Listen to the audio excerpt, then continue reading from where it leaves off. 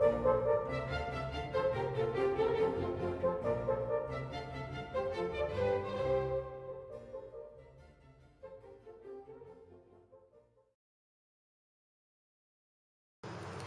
May 24th, 1881, the Victoria steamboat sailed on the Thames River for the last time. Dan Brock, a London historian, presented details of this grisly accident which killed nearly 200 people. We caught up with Dan afterwards to talk about this famous London disaster.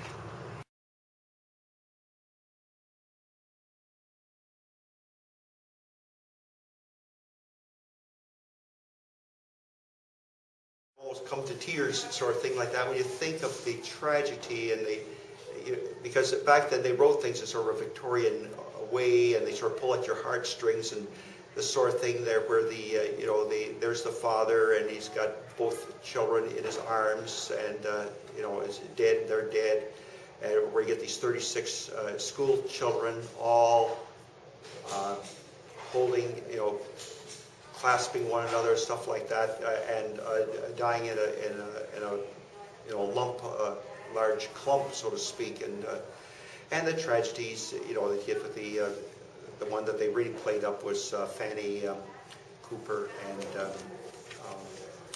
Willie Glass. So I think that was probably the most memorable thing. The exciting thing is finding new information. Here's people that have died that have not been recorded on the official one, or these are people that survived, and finding being on the cutting edge, just like you yourself were with finding the actual letter that was written and knowing who it came from and so on regarding the ghost of Ellen House. Fanny Cooper and Willie Glass, yes. Tell me about their story. Did you say that they were engaged? Yes, they were to be married, the paper using the terms at the time, within a fortnight. So that would be within 15 days, 2 weeks, sort of thing like that. Okay. And, they were out on this trip and,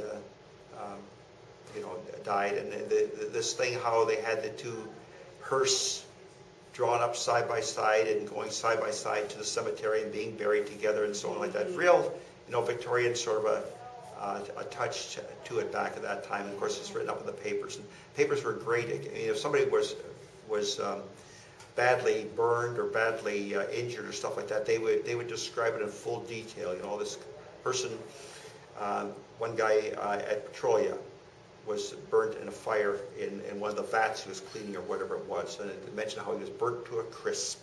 Ooh. Yeah. So they go into great vivid detail. We don't do today. We show vivid detail in our movies and everything like that. If you watch these crime ones and so on like that, but we don't describe them so much like that verbally like we used to.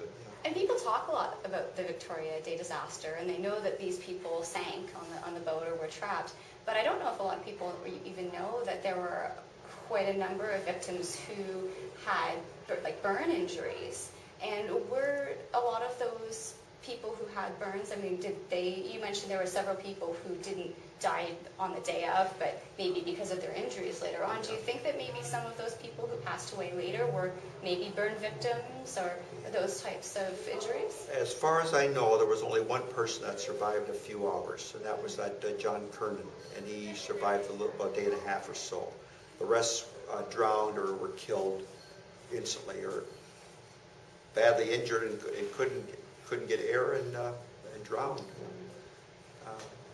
So it's and I tried to make it showing all the tragedy of it and put a human aspect to it. You can use statistics to say there were 100 and so who died and so many were children, stuff like that. But when you deal with a handful of individuals, and I once took a course from this Michael Katz in Toronto there, and he would do these great studies, like for example the Hamilton and on a wide, but it's all numbers and stuff like that.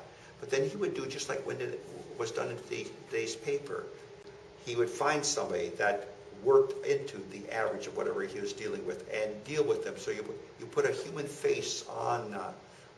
In this case, I was trying to do it with the tragedy of these people, flesh and blood people, and how they It's just like if this happened to us, and if this happened, the tragedy be every bit as worse as the destruction of the Twin Towers for London alone. You can imagine how many people, you get close to 4,000 people dying like that. The impact it would have on London today, to know what the impact of that had back then. Yeah.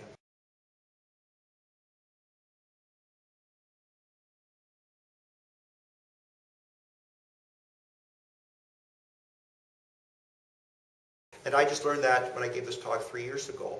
And the story the lady was telling, and obviously she knew this and knew the people, but I didn't have a chance to check with her afterwards, which was so unfortunate, about this couple in North London. We'd call it Old North London today, and they were fairly well-to-do. But one of the definitions of a middle class back then is that they could afford to have one servant, okay? So, and that was middle class. We consider ourselves basically middle class, but back then, if you were middle class, you could at least afford one servant.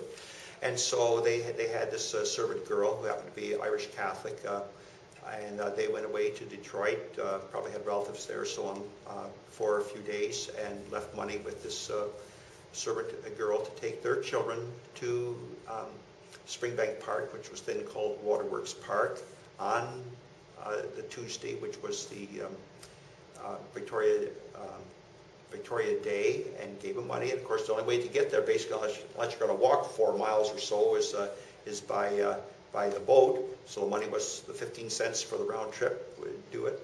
And as it turned out, the night before Victoria Day, this servant girl had a dream, and she dreamt that something terrible happened was going to happen the next day on the river there. And being Irish Catholic, I guess, and everything else, she was rather superstitious, and so there was no way in which she was going to take the kids. And you can imagine what kids would be like.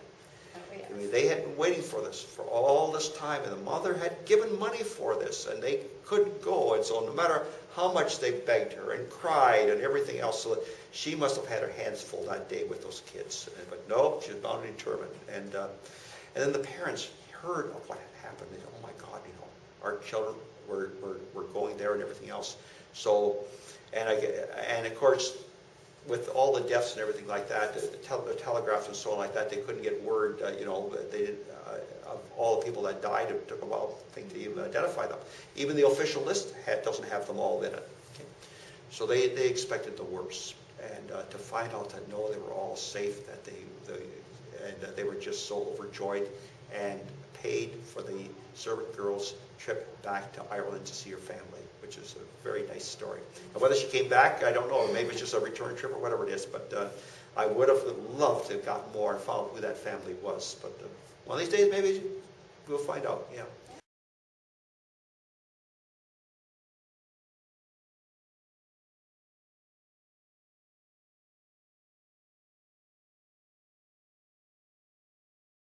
It would be nice to be invented like these people, like Edison and so on like that. But in a way, that's what we're doing in our own area. We're on the cutting edge. We are discovering things that no one else has known, at least certainly nobody living is aware of these things. And we are finding and discovering, making new discoveries in this field. One that's just coming up, and I've mentioned this before time and time again, and James Rainey mentioned he's going to give a talk at the Colonel Talbot's